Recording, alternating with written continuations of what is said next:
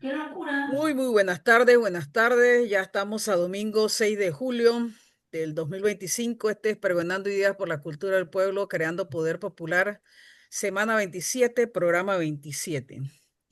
Arrancamos, compañeros, porque a partir del mes de julio, señalamos la semana pasada, el programa cambiaría de horario. En vez de las 6 de la tarde, será de 5 a 6, un mejor horario para nuestros oyentes.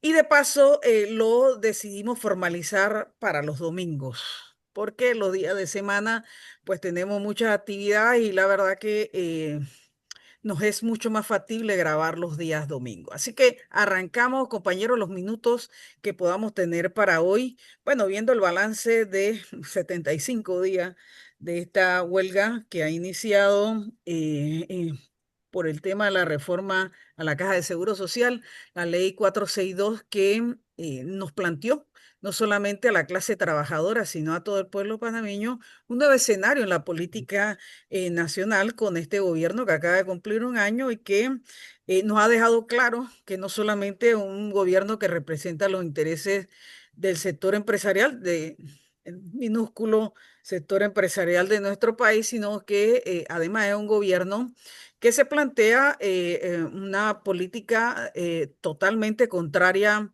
al imperio de la ley, al orden constitucional, a los derechos humanos, a las garantías constitucionales y nos plantea un escenario realmente en medio de esta lucha de asumir posiciones frente a, eh, a la posibilidad ya objetiva de no solamente la amenaza que representa esta ley 462, sino muchos otros planes que tiene este gobierno de turno en contra de los intereses del pueblo panameño. Mira, arrancamos contigo, Jorge, porque hay que hacer un diagnóstico, pero a partir de una conceptualidad que tenemos que entender del momento es que estamos, el momento político y de paso ideológico en el que nos encontramos. Bienvenido, compañero Jorge Isaías González. Bueno, saludos. Definitivamente en el poder hay una fracción política de ultraderecha bastante sólida, fuerte ideológicamente, que se identifica con los proyectos fascistas en América Latina, que se presentan con distintos nombres y con saco y corbata. Milei en Argentina, Noboa en el Ecuador, eh, Bukele en El Salvador, Trump en Estados Unidos de Norteamérica, Meloni eh, en Italia y este gobierno, en su última presentación en el Mercosur, trató de ubicarse en la fila o en el campo de la ultraderecha continental e inclusive contextualizó el conflicto social que se vive en este país derivado de la reacción popular y del movimiento social a la ley 462, a la minería y al memorándum, lo identificó al peor estilo del macartismo y de los discursos fascistas de la Guerra Fría como una conspiración de sectores de la ultraizquierda, lo cual es completamente ridículo desde el punto de vista de la ciencia social, desde el punto de vista de la ciencia política. Aquí lo que ha habido es una reacción de los movimientos sociales y de grupos sociales del pueblo panameño en rechazo a una ley que busca aumentar en la práctica la edad de jubilación para poder aspirar a una pensión pírrica.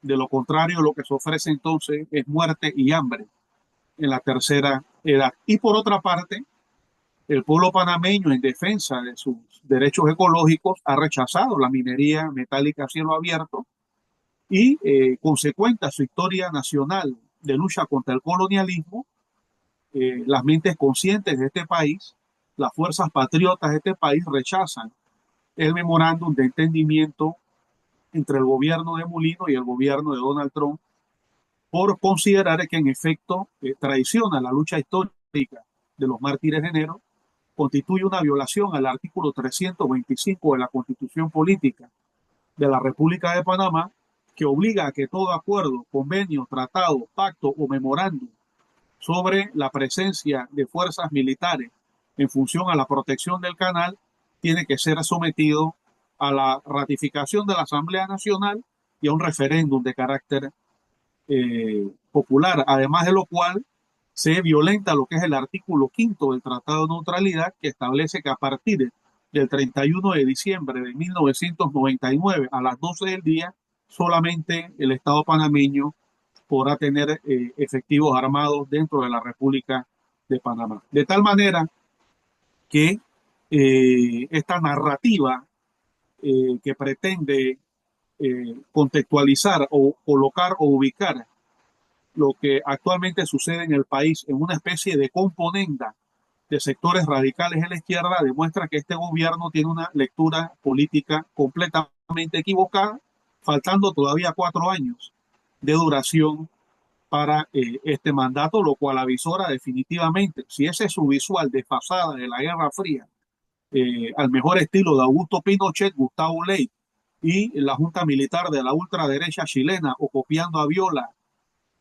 y a la Junta Militar argentina, si esa es la lectura que tienen, es un gobierno que honestamente no creo que acabe políticamente bien.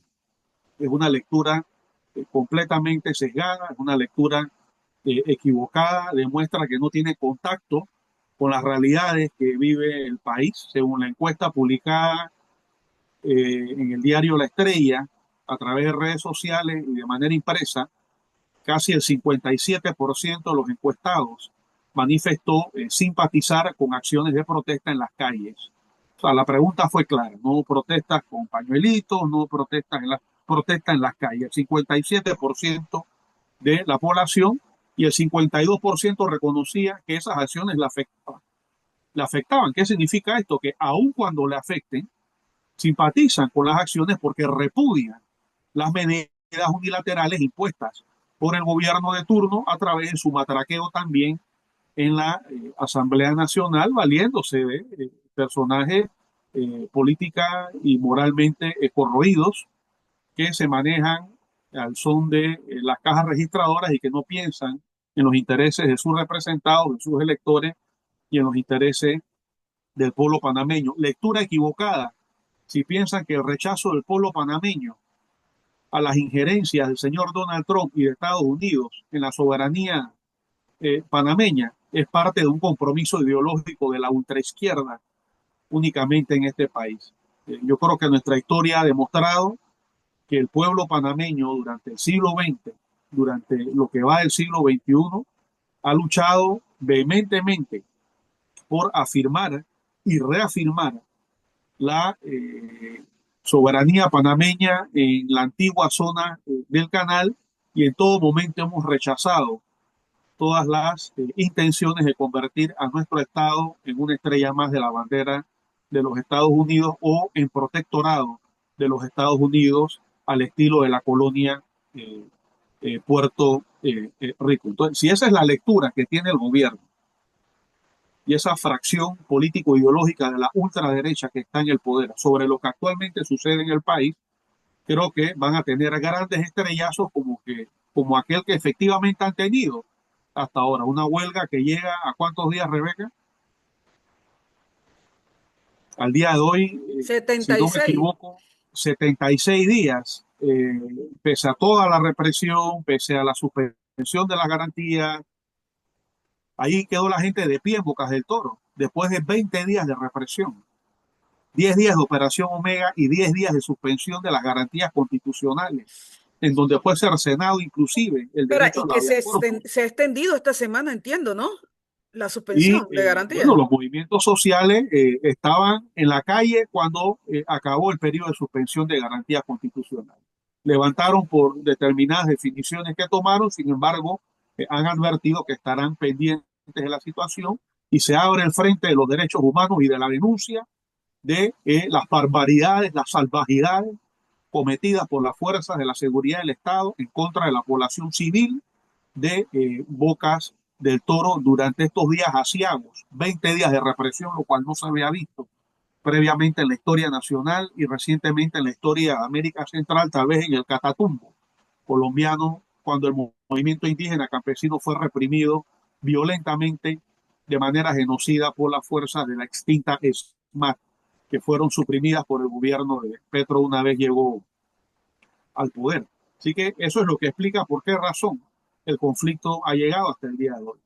Porque hay una tendencia de ultraderecha radical que tiene una lectura completamente equivocada de realmente cuál es la matriz de esta situación, y porque también hay un pueblo, especialmente un movimiento de educadores, que ha sido la fuerza moral suprema de esta coyuntura y que ha logrado defender los intereses del pueblo panameño de manera permanente, levantando en todo momento la bandera de la necesidad de un sistema solidario, de la Correcto. derogación o reforma de la ley 462, de la lucha contra el memorándum de entendimiento Vendepatria con Estados Unidos y su rechazo a la minería metálica a cielo abierto y al tema del río Indio en Donoso, frente al cual cabe decir lo siguiente: ya hay denuncia de que se está incrementando el pie de fuerza militar en la región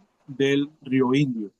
Todo esto Correcto. significa que si bien este presidente llegó al poder por las vías de las reglas de la democracia burguesa liberal, se ha convertido en un Bueno, dictador. Se ha pero convertido en un paréntesis, con dictador, unas reglas muy sui generis, Jorge, muy bueno, sui generis. se ha convertido en un dictador, pues ha atentado y ha corrompido la utilización de las mismas y presionado a todas las instituciones del Estado para que se imponga sangre y fuego contra la opinión y la voluntad de los De la panameños y de las mayoría. panameñas estas medidas. Bien, y vemos como, por ejemplo, también en su discurso ante la Asamblea Nacional busca justificar cada una de estas medidas de Correcto. imposición y termina eh, eliminando el Ministerio de la Mujer. Nosotros pensamos que esto demuestra que hay un retroceso cultural, hay un retroceso ideológico en la presidencia de la República, y que las fuerzas más conservadoras, más ultraderechistas, más reacias a los cambios sociales y al discurso de la solidaridad se encuentran actualmente en el poder, lo cual definitivamente exige por parte de las fuerzas progresistas panameñas la máxima unidad posible, la máxima cohesión, porque esta lucha definitivamente sigue, Rebeca. Toño. Mira, la verdad que qué bueno que iniciamos esta discusión hoy planteando el escenario político en el que estamos. El que este gobierno haya definido plantearse una ruptura con el orden político-social que venía desarrollándose mal que bien post dictadura, post invasión a Panamá, es decir, desde 1990 para acá, en donde la partidocracia panameña tradicional jugó un papel, yo diría que nefasto, que ha dado como resultado el que ahora tengamos justamente este personaje que ha salido en representación de nadie, sino por una situación de la decisión de una persona de colocarlo como candidato a la presidencia. Hoy lo dijo en una entrevista uno de sus ministros de Estado, que gracias a Ricardo Martinelli, hoy su presidente, porque él es miembro del gabinete, es presidente de la República. O sea, así, a ti, así de claro, de puro y duro, como lo venimos diciendo nosotros, y eso habla justamente de la degradación, de realmente la distorsión y por supuesto que toda la debacle que ha venido instaurándose en estos 35 años desde las fuerzas de esa institución denominada partidos políticos en Panamá, en el ejercicio de la vida político-social panameña. Entonces, esa descomposición de los partidos políticos que hoy no tienen en la presidencia alguien que no lo representa, pero ni a ellos mismos, ni a los partidos políticos, sino que fue el candidato de un dueño de un partido político, habla realmente de la crisis estructural e institucional del orden político en nuestro país que sin duda nos llama a la reflexión, lo que nosotros venimos haciendo desde que inició este programa, este es el programa 27 de este Ojalá año. no llamar a la reflexión, no llamar a la confrontación. Sí, sí, sí, sí, más que la reflexión. Entonces, en ese sentido, Toño, y colocándonos en el momento en el que estamos, vamos a iniciar una siguiente semana de esta huelga, en donde ese sector, frente al resto de los sectores sociales, que tenemos una postura, sí, de defensa de la soberanía, sí, de defensa de la institucionalidad democrática, increíblemente, los que no estamos en partidos políticos hemos salido a la defensa de la democracia y de la institucionalidad de nuestro país, sí estamos en defensa de los derechos humanos, en defensa de las garantías constitucionales, en defensa de los derechos a salvaguardar a la principal institución de salud, pero también la principal institución social de nuestro país, que es la Caja de Seguro Social. Entonces, en este momento en donde, como dijo Jorge, nuestros maestros, maestras, nuestros profesores, es decir, el movimiento magisterial, una vez más en la historia republicana, demostró tener el talante para ser vanguardia en un momento, la verdad, de crisis profunda en la que nos encontramos. Te pregunto, Toño, bueno, para esta semana, ¿cómo lo vislumbramos? ¿Cómo desde nuestra percepción en este espacio podemos abonar o aportar críticamente a este momento? Bueno, voy a empezar con los hechos, ¿no? Yo creo que dentro de nosotros, mira, a veces yo tengo un problema ético, si presentar los análisis de la de la realidad tal y cual la vemos, o si debemos cumplir también con el componente con la misión de estimular a las fuerzas sociales de los lados del lugar, los lugares nuestros, ¿no? De donde somos nosotros, de las masas. Y a menudo me encuentro con que eso no es incompatible. Así que creo que estoy nuevamente en ese momento. Esto lo menciono porque, vaya, hay mucha gente que podría pensar que estamos en un momento de debilidad. Y sí, yo creo que nuestras fuerzas han menguado. Por suerte, creo yo que no han menguado tanto como la que han menguado por el lado del gobierno, ¿no?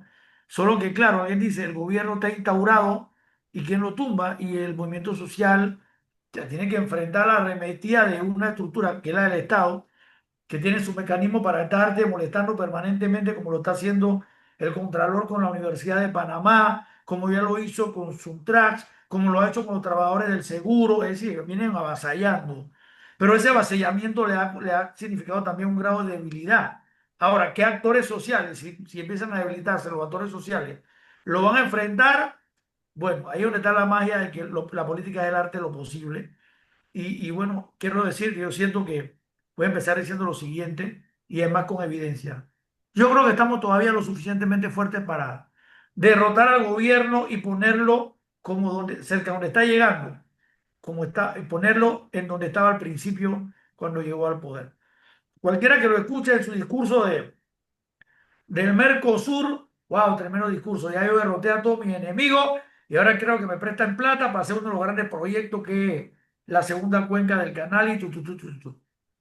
Entonces, ese fue un discurso que vio el lado oscuro de lo que le ha venido pasando, ¿no? Y el lado oscuro se lo voy a decir yo, ¿no? Pues no soy tampoco el único que se lo va a decir. Ya, aquí ya Jorge le ha dicho algo, etcétera. Pero también tengo que admitir que él dijo muchas cosas que son verdad del tablero político, pero no dijo, no mencionó al contrario, ¿no? Nunca mencionó que, como ya dice la encuesta esta que estaba haciendo Jorge alusión, ya gana por el 17% del consenso en un año de gobierno. Yo no he visto un gobierno que tenga tan poco consenso de la historia mía que tengo de ver encuestas de gobierno, y menos en el término de un año. ¿Y eso qué es lo que le genera? Le genera el hecho y la posibilidad es de que la sociedad empiece a parir nuevos movimientos sociales, independientemente del que sea desgastado ya, que todavía existe y todavía tiene capacidad de lucha, por ejemplo, como el de los docentes. Vaya, el docente todavía está entre 35 y 40% de paro. Esa es la verdad, que a veces nosotros mismos no queremos creer la mala propaganda o la avanzada de Lucy, pero nosotros tenemos los números y con eso no es suficiente. Con eso no es suficiente porque además estamos en sitio de trato. Si no tuviera ella, si ella hubiera logrado su objetivo, no estuviera haciendo tanta propaganda y tanta amenaza. Nosotros tenemos los números. nosotros tenemos todavía la cifra para pelear. Y cada vez que ella ha salido a amenazar que se espera que la gente vuelva al lunes siguiente, pues no ha pasado. No ha pasado.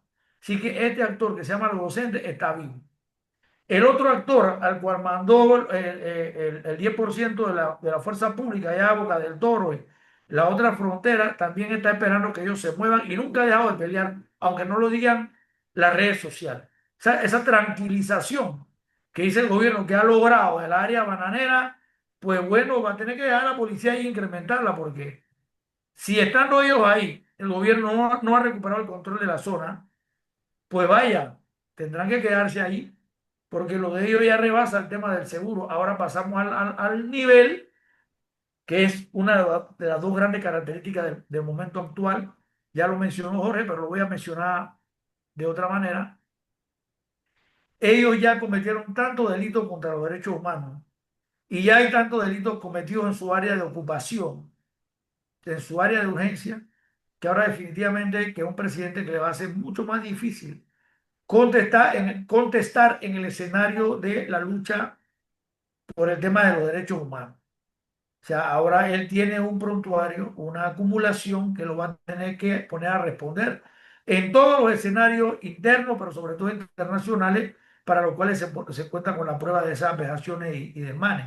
Entonces, habrá un gobierno a la defensiva en el tema de los derechos humanos, ¿no? Lo cual incide también en las calificaciones. Recordemos porque siempre lo digo, todo esto ha comenzado por el tema de recuperar las calificaciones del país y la llegada de la mina, no sé, el centro, ¿no? Entonces ahora ese es parte del nuevo escenario del gobierno, que independientemente del discurso de él, de que no reprimió a nadie allá en el Mercosur,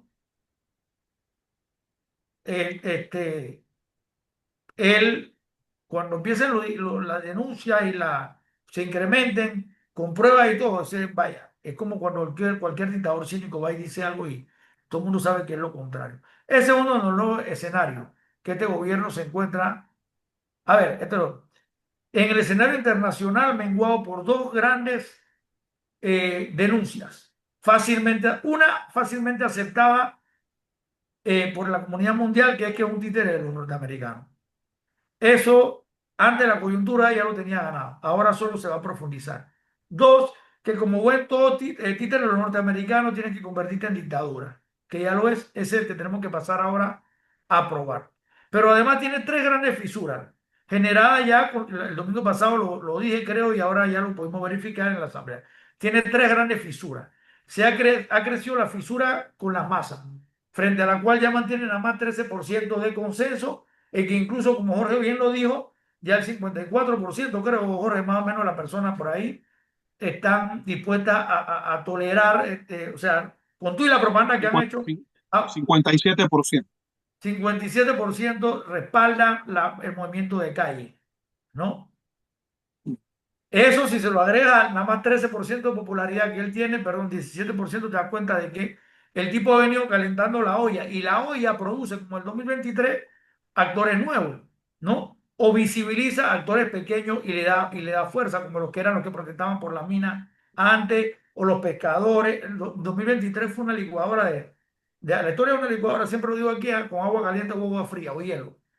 Entonces, este estos actores pueden surgir porque han creado las condiciones, la fertilidad del escenario de la tierra, el escenario social para que esto, a partir de los cuales los actores que han sido menguados también pueden revitalizarse.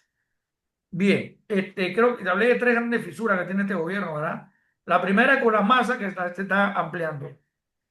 Surgió la fisura con los sectores empresariales a los cuales él había unificado con pegamento de muy mala calidad, con goma barata, y entonces ahora apareció un sector que es la CONE enfrentado a el estilo de gobierno de Mulino, porque tiene dos implicaciones.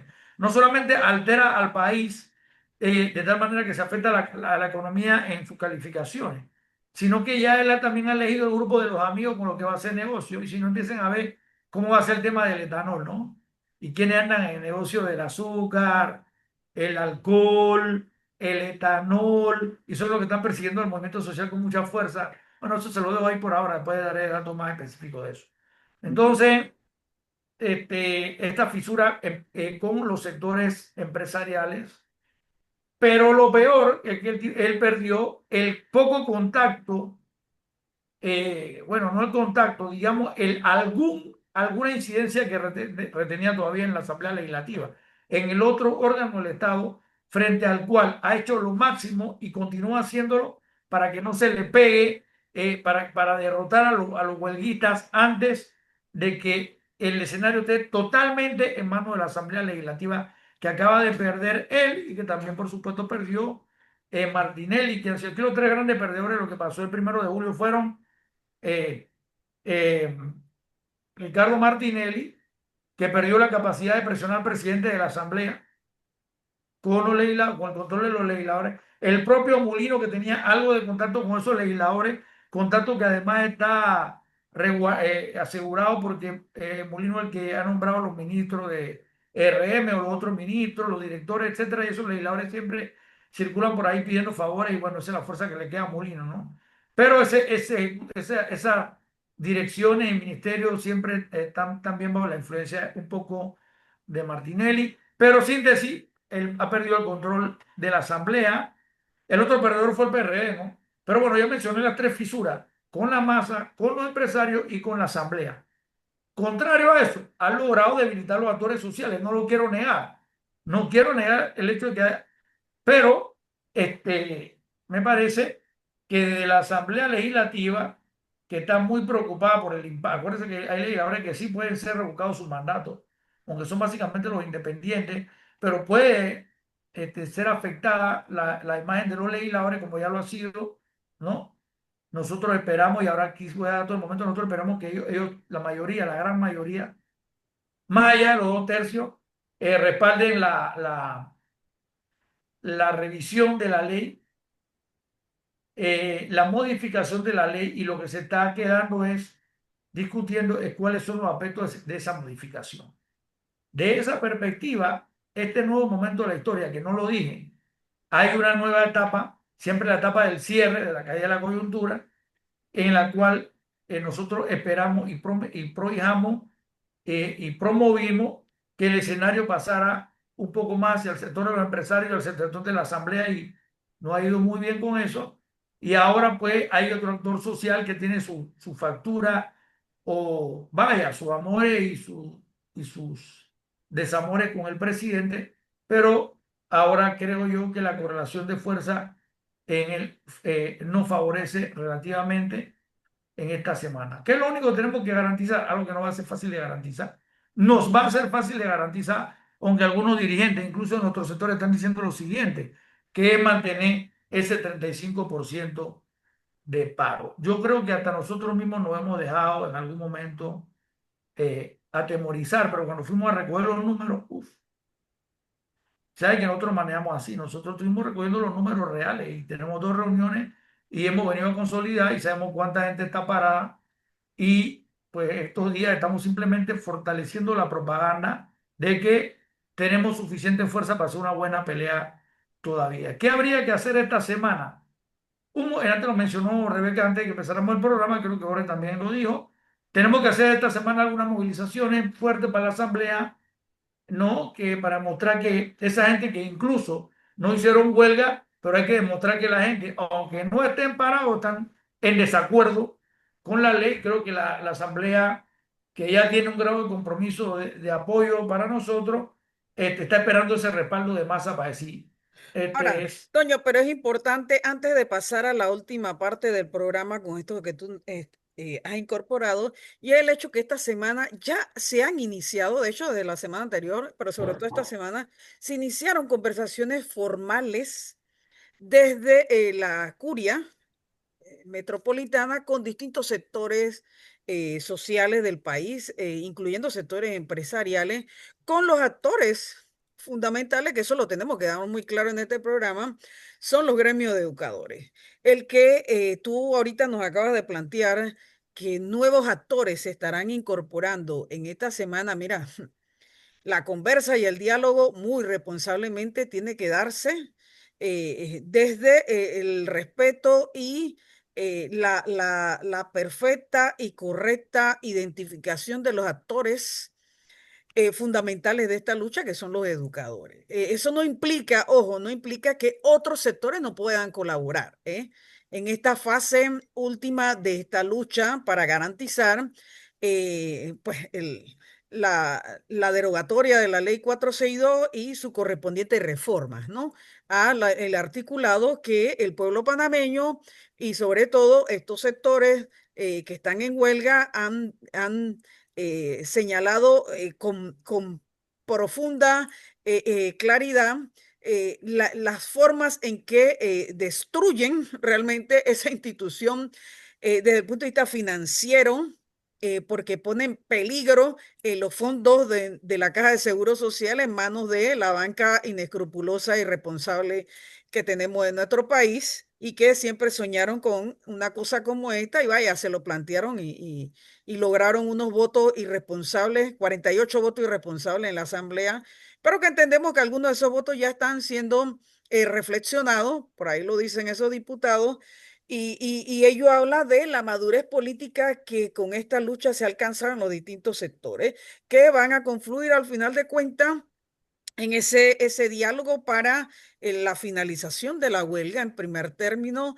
sin Bueno, que contrarie los derechos de los educadores que estuvieron en huelga, pero que ello implica también, y en eso voy contigo, Jorge, hay procesos abiertos. déjame un segundito antes de que entre Jorge, decirte, a ver, los factores que quedan para nosotros al final de la coyuntura son la modificación de la ley, la negociación de la finalización de la huelga, con todos los componentes que nosotros esperemos ya. Por supuesto que nosotros no somos novatos en eso, tenemos varias coyunturas muy duras que han terminado con la huelga. La recuperación la reivindicación y recuperación de actores sociales que han sido este, reprimidos en el contexto de esta lucha y no lo podemos dejar tirado. Y judicializados, Toño. Los, los- los aliados y la recuperación de algún tipo de aliado que haya quedado un poco resentido de repente porque, vaya, es difícil construir su representatividad acá en el escenario de negociación, como el caso de los sectores originarios que van a participar, pero tú sabes que tienen que tener mejor definido su representación, ¿no? Con todas las denuncias que vienen adelante reivindicándolo a ellos de violación de derechos humanos, Terrible, eh, terrible. petición de mejora en sus condiciones de vida. O sea, nosotros tenemos que alentar, levantar, servirle de, de, de- de apoyo a los aliados caídos, ¿no? Tenemos que decirlo así, ¿no? Ahora mismo es cierto que la negociación en su centro está entre los docentes, ¿no? Hay otros sectores que también están presentes y ya van, ¿no? Por el caso de lo que haya de Pueblo Unido, eso hay que hacerlo. Pero muchas cosas han cambiado, muchas cosas han cambiado y solo quiero decir que esas son cosas que son esenciales para nosotros. Repito, la discusión de la ley con el compromiso de que son los aspectos esenciales. Las condiciones del levantamiento de la huelga, la recuperación la rehabilitación de los aliados y ayudarlos en su proceso de resiliencia, ¿no? Para poder contar con ellos en la coyuntura que viene, que es la de la mina, obviamente. Claro. No, y Y los que demás no, temas, Toño. no, y el tema de la solidaridad, ya me parece el mismo, pero no el mismo con las reivindicaciones que hicieron que ellos se pusieran en pie también, tanto que se habla de la chiquita, que vieron lo que dice el presidente, las barbaridades que dice el presidente, ¿no? Esa es una situación laboral que el país tiene que mirarlo también y una situación social que tenemos que mirar y hablar de ello, Sí, sí, ¿no? sí, sí, sí. Entonces todo eso queda en el escenario, quedan tareas, nosotros sabemos que viene. Sabemos que uno de los pasos siguientes es rehabilitar al actor Universidad de Panamá que se ha quedado aislado, Por ahí va, y sí. tenemos que levantarlo también para que vuelva a ser un buen actor social como siempre lo ha sido, ¿no? Y ahí nos Y espera la lo que sociedad estamos lo ahí, exige, Toño. Eso nos va más allá espera de nuestros a lo que quereres. estamos ahí a asumir que la defensa de la Universidad de Panamá trasciende la autoridad del momento. Eso lo Y la tenemos que entender. defensa de aquellas instituciones Ah, que con esa política prepara- reduccionista del Estado prepararla para su pretenden. debate, prepararla, y para darle la palabra a ustedes, prepararla para la lucha por el presupuesto. va a ser una lucha Sí, sí, sí, dura. sí. Y en las condiciones de aislamiento y envejecimiento que estamos en este momento, nos va a ser más difícil llevarla a cabo, ¿no? Pero estamos dispuestos desde afuera también a respaldarla, de adentro y de afuera, ¿no? Y ya sabemos la coyuntura que viene porque el propio presidente nos va presentando el rosario de sus aspiraciones. Imagínate, el tipo está buscando inversión extranjera para un lugar que está asignado, no estoy de acuerdo con la ley esa, pero está asignado ya bajo la dirección de la ACP, que son los terrenos estos para las próximas inundaciones, etcétera.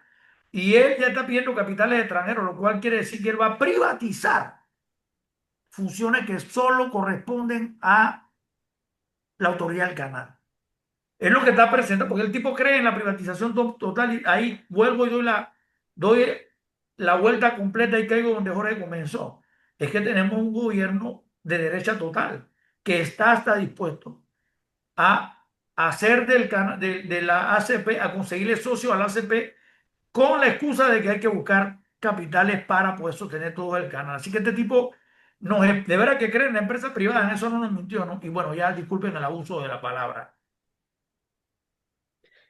Jorge, en esa línea y en estos minutos finales es importante acotar que estamos en el momento en el que planteamos desde distintos escenarios, entre esos este espacio, el que esas conversaciones que ya iniciaron, pero que van a ir, digamos, caracterizando eh, al final de cuentas, lo que los maestros, los educadores y todos los distintos sectores que también estuvieron los compañeros del Suntras y otros compañeros en huelga, así como bien lo señaló Toño, un actor importante que ha sido los pueblos originarios, entiendan la dinámica que a partir de este momento exigirá de todos los sectores, desde la complejidad en la que estamos, una representación que vaya a ese espacio con la madurez y por supuesto con el planteamiento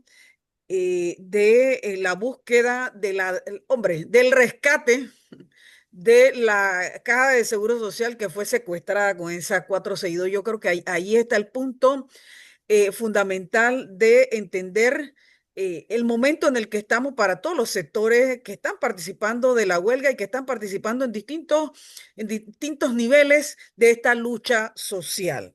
¿Cómo entender, y Jorge, eso, planteándonos de que frente a este Estado dictatorial de este gobierno que no respeta derechos y que han judicializado a todo mundo, a estos compañeros, después de la finalización de la huelga, lo que señalaba Toño, a estos aliados que siempre hemos tenido, los compañeros del Suntra que están judicializados, que unos están encarcelados, a todos los originarios que están encarcelados, realmente hay que incluirlo en esta discusión.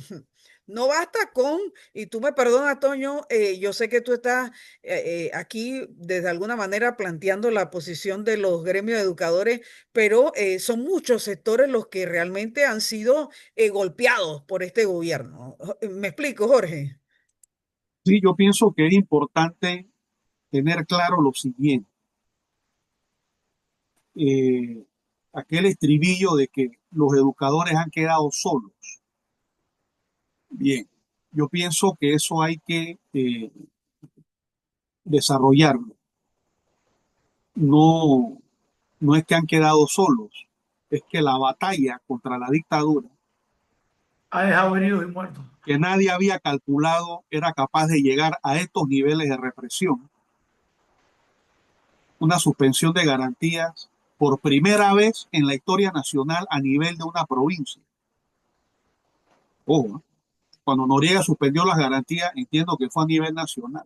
Por primera vez en la historia se han suspendido las garantías constitucionales, los derechos humanos, a nivel de una provincia por 10 días.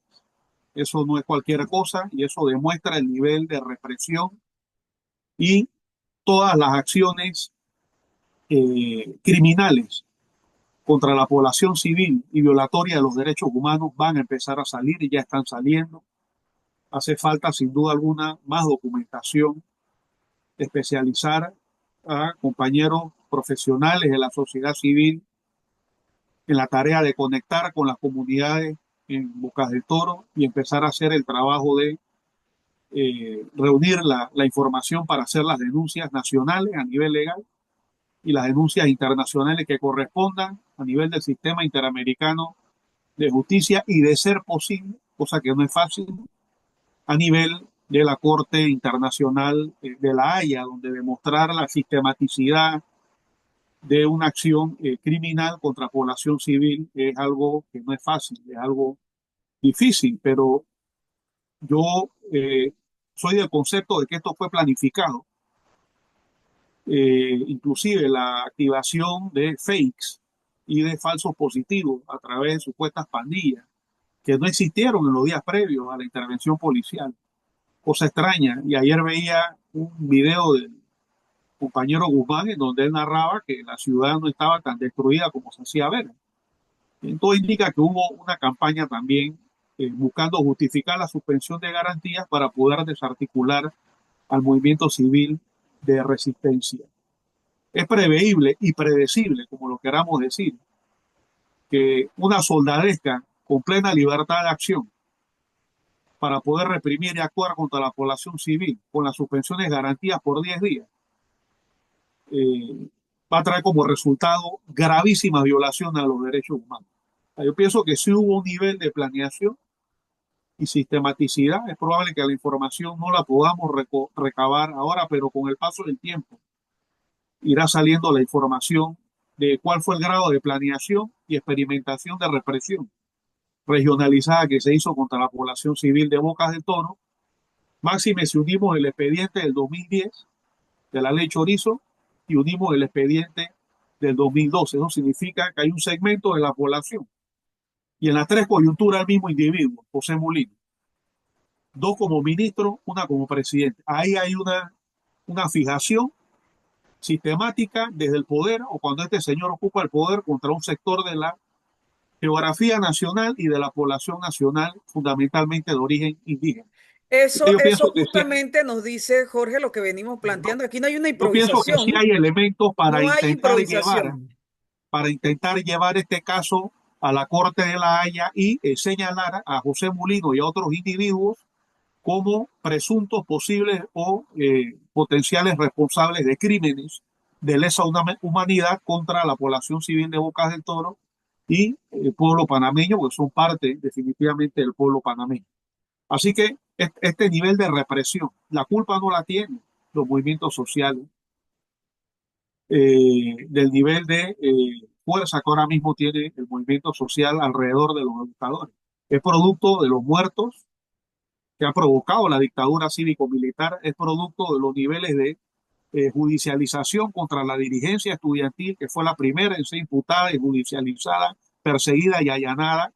Desde el mes de octubre los estudiantes estuvieron protestando, aparte de lo cual hay que mencionar el papel de la gran marcha universitaria en rechazo al memorándum de patria y la contraofensiva que eso generó desde el Estado a través de un ataque sistemático contra la Universidad de Panamá, una guerra económica a través de la institución de la Contraloría General y una guerra psicológica contra la Universidad de Panamá, buscando aislar, desactivar y neutralizar su papel de conciencia crítica de la nación. Así que es importante dimensionar esto, que en estos 3 meses de contradicción social ha habido un nivel de represión que no se había visto en este país desde la dictadura militar de Noriega en los años 80. Así que pienso que es importante tomar en cuenta eso a la hora de valorar la fuerza del movimiento popular, que ahora sí sabrá calcular cuál es el pie de fuerza de los aparatos de seguridad y efectivamente sabrá dimensionar también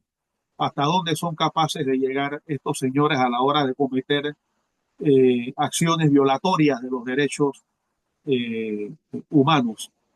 Jorge, Más del un paréntesis, Jorge, 65%. que quiero que necesita la gente, que este Ajá. presidente admitió que ha reclutado durante su periodo a 1.200 policías. Uh-huh. Panamá es el país de la región que más policías tiene por número de ciudadanos, de personas, ¿no?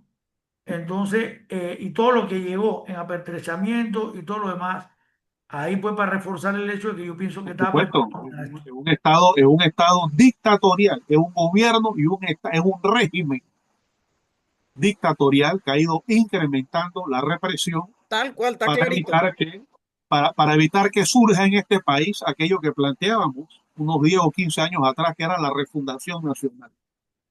Es evidente que las coyunturas en el 19, en el 22, en el 23 y ahora esta, lo que plantean es la existencia de graves contradicciones en el Estado panameño. Hay un divorcio entre los gobernantes y las necesidades de la población.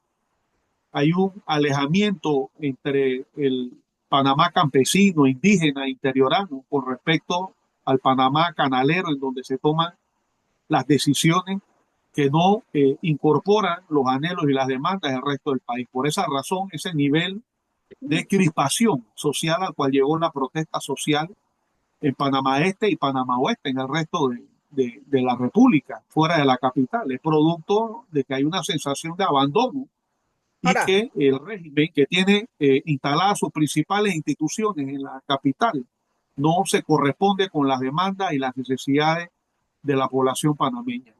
mira, además de esta realmente asimetría que hay entre el Panamá eh, y el desarrollo que las mayorías quieren frente a lo que se plantea el minúsculo grupo que está en este momento gobernando nuestro país, nos plantea un escenario que no lo podemos discutir ahora porque ya vamos cerrando el programa, pero lo dejamos para la próxima semana.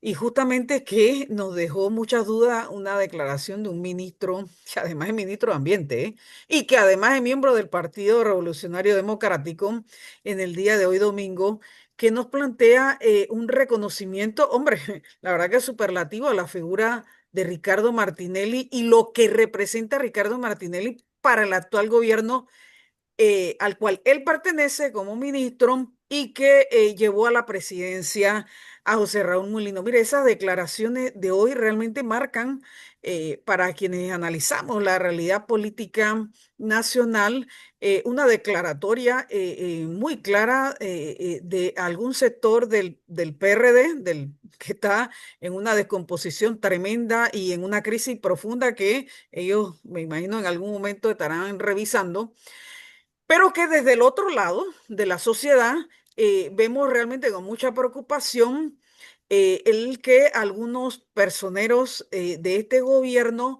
sientan que todavía la figura de Ricardo Martinelli representa algún nivel de influencia en la propuesta de este ejecutivo. Eso por un lado. Y por el otro lado también quedó por allí en esta semana, sobre todo con la presentación del informe del primer año del señor José Raúl Mulino, presidente actual de la República, señalando que su proyecto de él y de su pequeño sector que le avala de reducción del Estado plantea la desaparición de instituciones sociales que en el caso de las mujeres, por ejemplo, el Ministerio de la Mujer marca realmente una posición muy clara de este gobierno contraria a los derechos humanos y a los derechos que los distintos feminismos y las luchas feministas en nuestro país de toda la era republicana llevaron a la creación de nuestro Ministerio de la Mujer.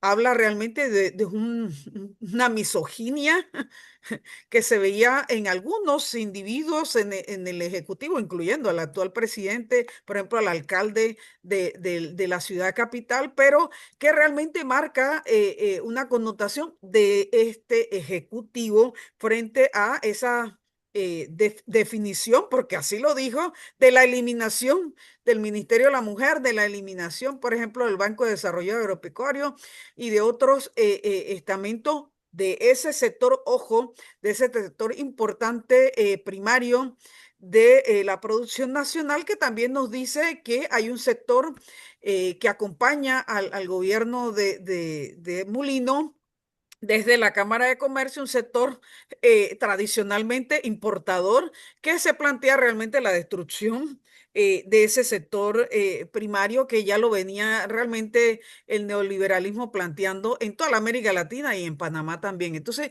sí que nos abre un escenario, hay que estudiar, como Toño lo está haciendo esta semana, todas y cada una de las líneas de ese informe de la Nación del primer año y lo que se plantea para los próximos años este gobierno y las posturas que van teniendo los distintos ministros de Estado. Entre eso, la ministra de Educación, que ya claramente ha demostrado, ella simplemente no podrá continuar en el cargo luego de que se resuelva el tema de los acuerdos de huelga, que de seguro ni siquiera ella al final firmará, pero serán otros los que tendrán que ir en nombre del Ejecutivo a cumplir con esa tarea porque ella no tiene la capacidad para entender el momento político, para entender el fenómeno político-social en el que nos encontramos y, por supuesto, evidentemente tampoco entiende cuál es el rol que tiene ella como ministra de una cartera tan importante como lo es el Meduca.